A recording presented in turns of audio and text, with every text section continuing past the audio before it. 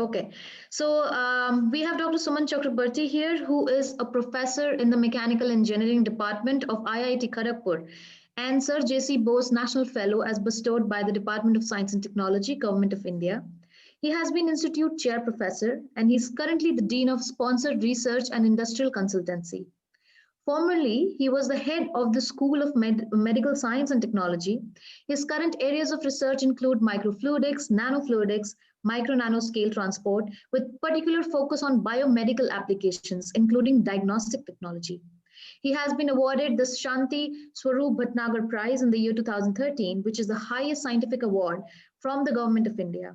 He has a large volume of impactful publications in top international journals with high citations and a unique expertise in technology development for the underserved population and community healthcare.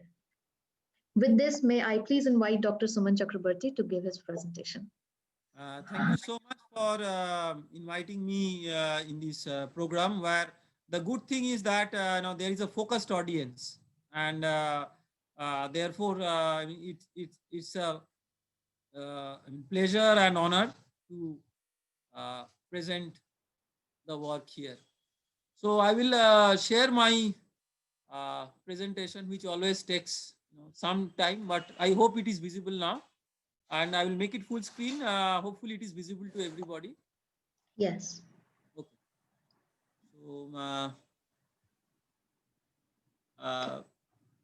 the whole theme of this discussion or my presentation is affordable diagnostic technology, which can be brought from high-end labs to the field, and not just centered around COVID, but this paradigm remains applicable. It was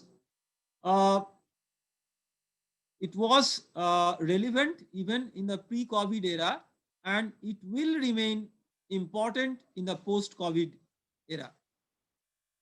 So if you look at the healthcare perspective in the country and in many of the underserved locations in the globe, it is very similar that majority of the healthcare amenities and facilities that is skewed in the urban healthcare centers, specialized, super specialized hospitals, and in a way, majority of the population who live in either rural places or economically deprived conditions, they are not able to access basic healthcare amenities and facilities.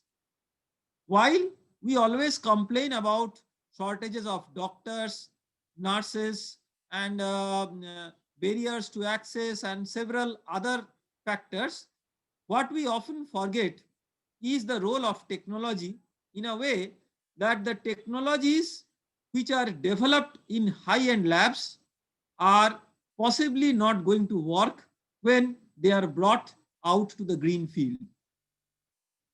So to take this aspect into account, and also the non-availability of doctors and structured healthcare facilities in decentralized rural places, there has been a conscious effort of building health kiosks or health ATMs in a simple way, which are small centers. They may be brick and mortar centers, they may be mobile centers, they may even could be bicycles, where you have a frontline health worker with a electronic interface, smartphone, tab, even a laptop, computer, whatever. The patient approaches this person, and this person discusses the about the complaint or the medical issues. Those are entered in the software via the software interface, which is then transferred to the doctor who is sitting in the big city via telemedicine system. The doctor gives recommendation, and all these things can actually be done, and they are being implemented. Our collaborators are continuously doing this. So this is not a big problem given the outstanding internet connectivity that is there now. and the cost model is reasonable and people can pay for this. What becomes a major bottleneck is that when the doctor gives the initial recommendation, and nowadays the initial recommendation also includes some essential diagnostics, and it is not just purely clinical based approach. And that diagnostic test, it is very difficult to perform, not just because of the high cost, but also even if somebody can afford it, the infrastructure is not available, and large time gap between the test and the result, inaccuracy and delay, and certain technical issues like reagent stability, when the reagent is stored in a condition which is different from the highly controlled lab condition. So if you want to bring high-end technologies from lab to field in general, by technologies here I am talking about the medical diagnostic technologies. Here are certain very common issues. You do not have a stable power supply which is there in the lab. You do not have a highly controlled environment. You can have extreme dirt, dust, heat, humidity. The reagent storage, of course, you can have a centralized, minimal storage system, and some regular refrigerators, but you do not have typically like the minus 80 degrees centigrade or even minus 20 degrees centigrade refrigeration, which is commonly there in advanced biological labs. The supply chain of reagents, it doesn't exist. Trained technicians are not very commonly available to perform the test and analyze, and of course the price sensitivity that I have talked about.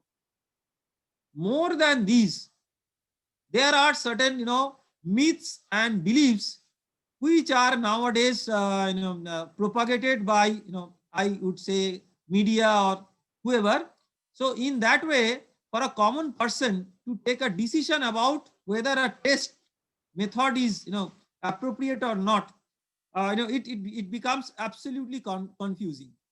For example, a test that the person is going to go through, whether it's a screening test or a confirmatory test, that is not clear. Sometimes we are told that it's a very low cost test kit, but is the cost of the kit same as the cost of the test, or there are additional costs due to infrastructure, etc., that one has to pay? Is a cheaper test always the better? Is a more rapid test better? Are there issues associated with contamination of reagents when you want to do a diagnostic test outside control environment? Are the reagents which are being used for the test stable outside lab conditions? Is there any cross reactivity in the test procedure so that false positive results are obtained? And it is so critical because for a say disease like COVID-19, if there is a false positive, it can have not only undue medical implications, it also has undue social implications, which one has to look into very carefully. Is the test resource intensive? Is it user friendly?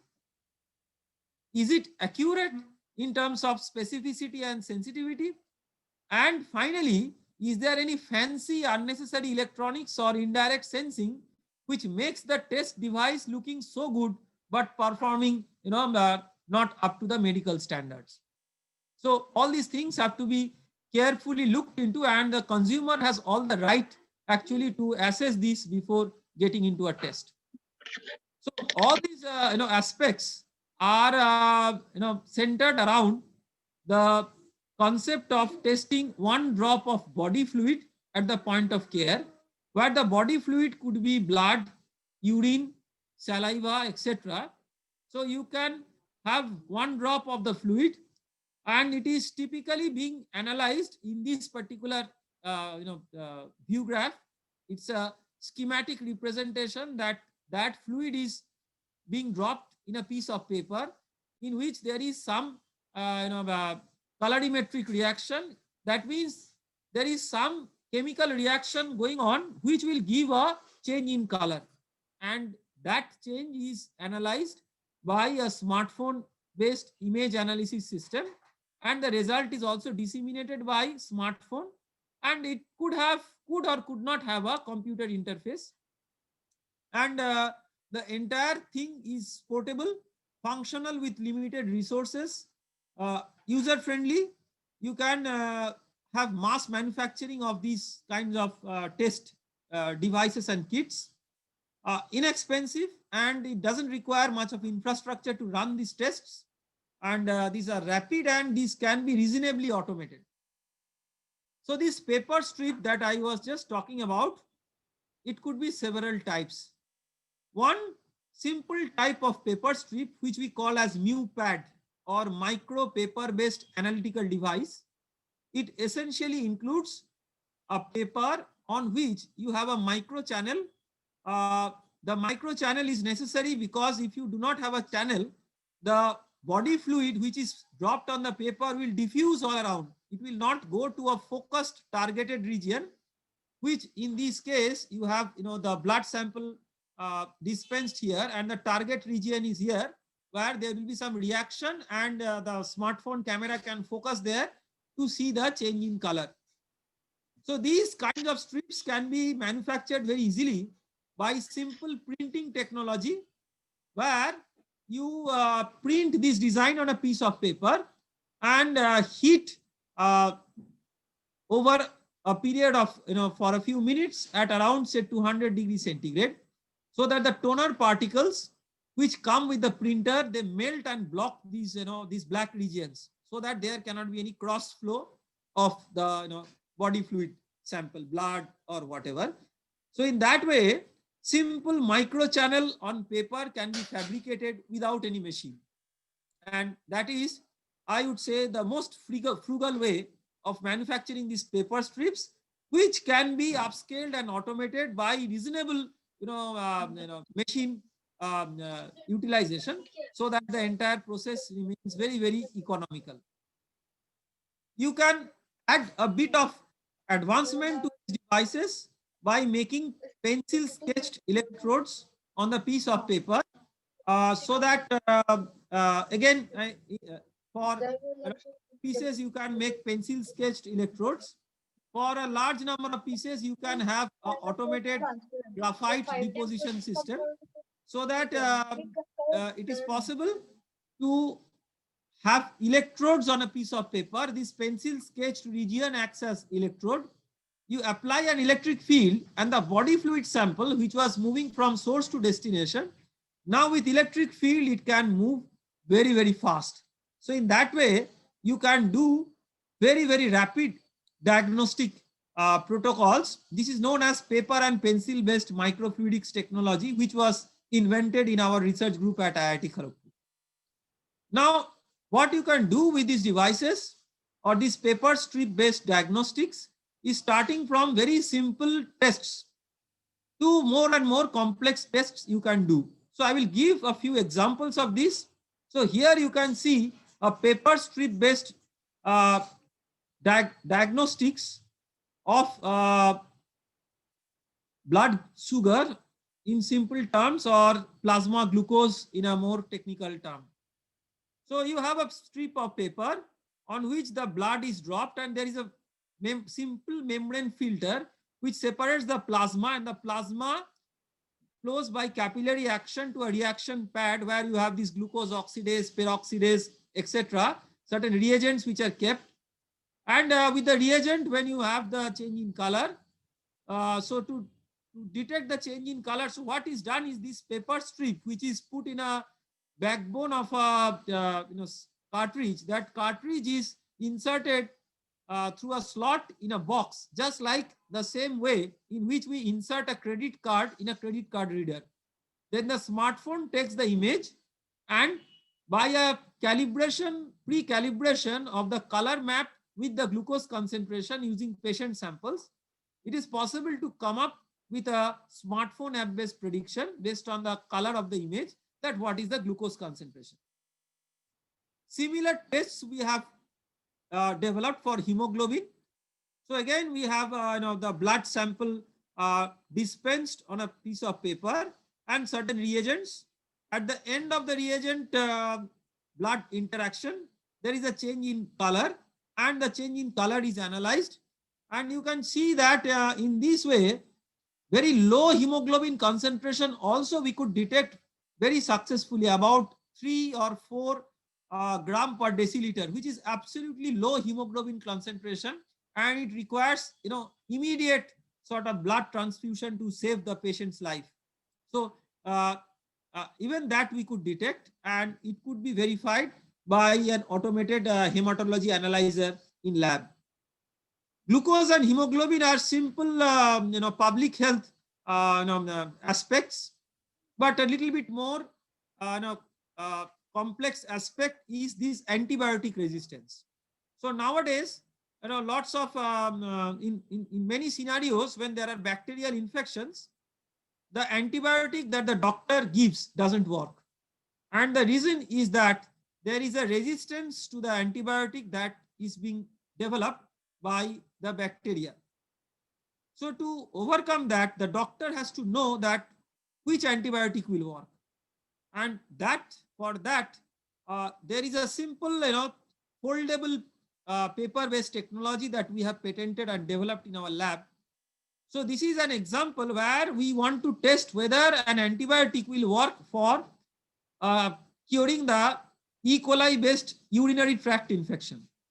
So you have a urine, cultured urine sample. The bacteria, it is kept in one layer. The antibiotic which you want to test in another layer, and in a third layer you have a blue-colored, chemical dispensed in the spots known as chromogen. Now, when the bacteria comes in contact with the antibiotic, and if there is a successful killing of the bacteria, the blue-colored chromogen will get converted to pink color. So the fractional change from blue to pink will tell whether the antibiotic is working successfully or not. So within 3 to 4 hours, it is possible to get an answer to this.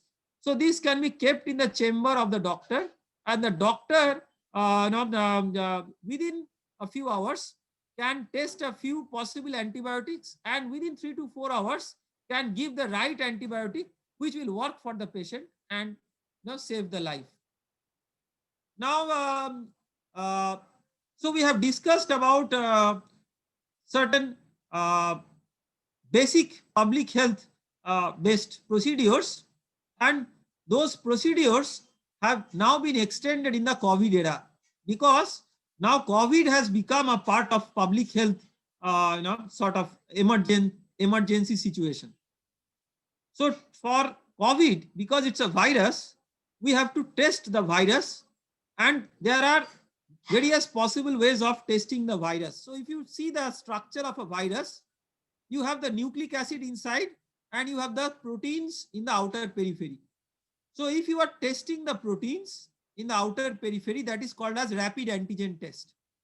The advantage is that it's a rapid and low cost test, but because the concentration of the antigen in the infected patient sample is very low until and unless it's a very severe infection, it is not easy to detect the early stage of the infection. Inside you have these nucleic acids.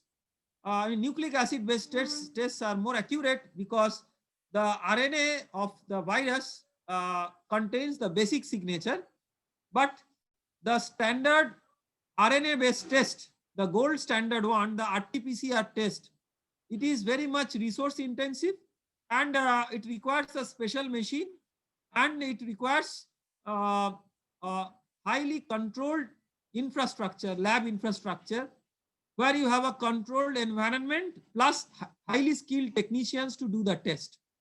So in that way, no matter how much is the cost of the test kit, the entire procedure is very much infrastructure intensive.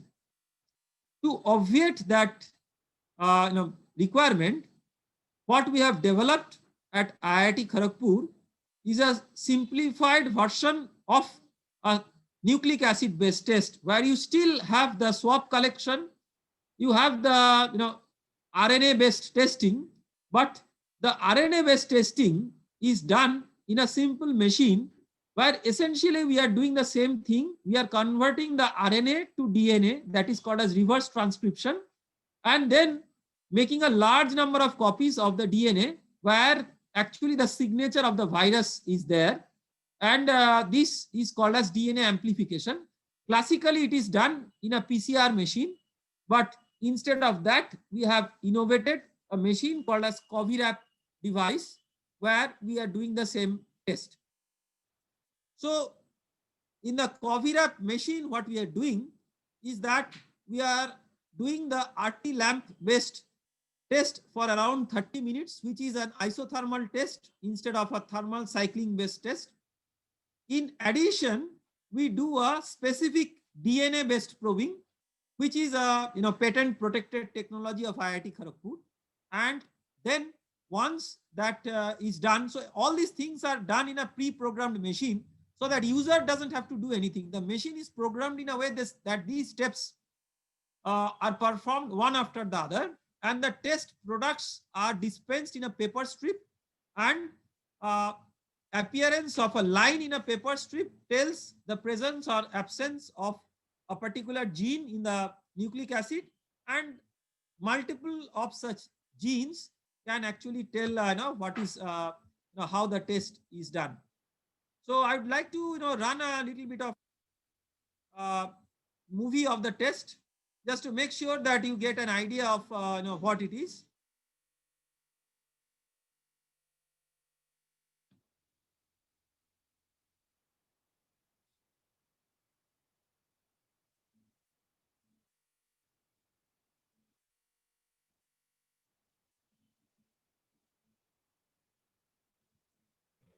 Dr. Suman, you are not audible.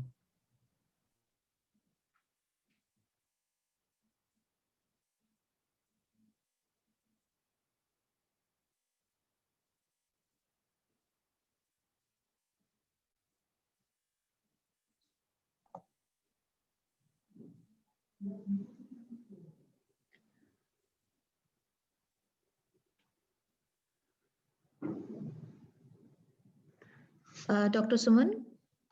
Yes. Yes, sir. So if you don't mind, I have a question. I have a few questions for you. So if you allow me to complete it, because in another few minutes it will be completed, then we can take Okay. one or two questions. Sure, sir. Please go ahead.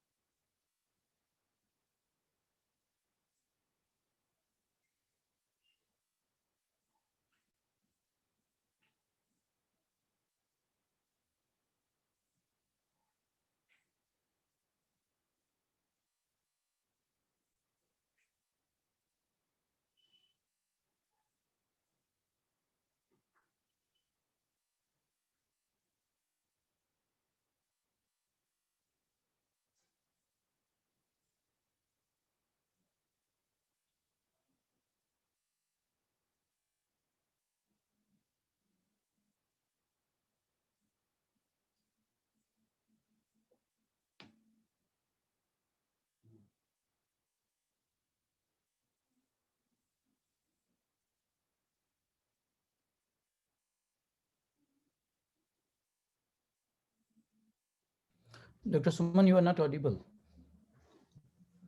Dr. Suman? Yes.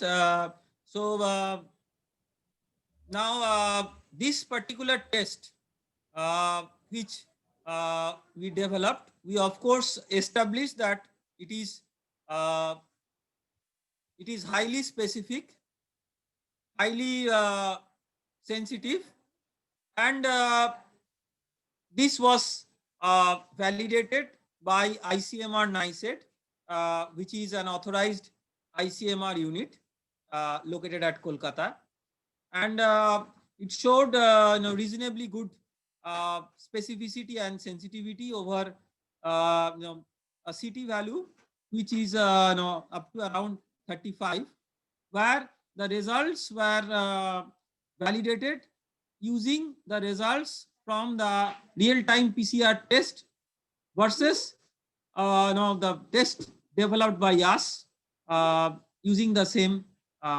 patient sample. The technology that we have developed in the process, the advantage is that the COVIRAP is not just specific to COVID. Today it is COVID, but tomorrow it will be something else. And today also there are so many other diseases which are not less deadly than COVID-19. So a large number of such tests could be conducted in the same machine unit by customizing the machine for different protocols. So in a way, it is a piecewise isothermal nucleic acid based testing platform technology and not specifically restricted to COVID-19. Just before I summarize, I can tell you that another test that I have mentioned is just body fluid based tests, but we have also done developed simple imaging based tests with patient images. Like for example, this is an example where we have a screening device for early screening of oral pre-cancer and cancer, and this is a thermal imaging based simple handheld portable unit which doesn't require a specialized clinic to perform, and in a way it can be implemented on patients who are susceptible oral pre-cancer or cancer patients, which is sometimes, though not always, is associated with certain chewing habits and so on. And in that way, early intervention can be done before these patients come to clinic. So the way forward for all these technologies is to develop and advance these not as a high-end lab-based technology, but a technology that can be brought from the lab to extreme point of care. We have done many such field studies where we have actually implemented these tests at resource limited settings. You can see some of these rural places. I do not want to run the movie here because of constraint in time, but there are several such case studies that we have made, and the entire objective is to bring the high-end lab tests to the benefit of common people. It requires a different type of design, different type of manufacturing upscaling, different type of establishment of technology, supply chain, etc. And this can be disseminated, the transfer of technology to the relevant stakeholders, and rapid dissemination with government support. All these works have been possible with support from the institute, the various ministries under the government of India, and also some the support outside India, and of course my outstanding teammates, starting from medical doctors, senior professors, younger professors, my former PhD students, present students, and of course even undergraduate students. Thank you so much for listening to my presentation.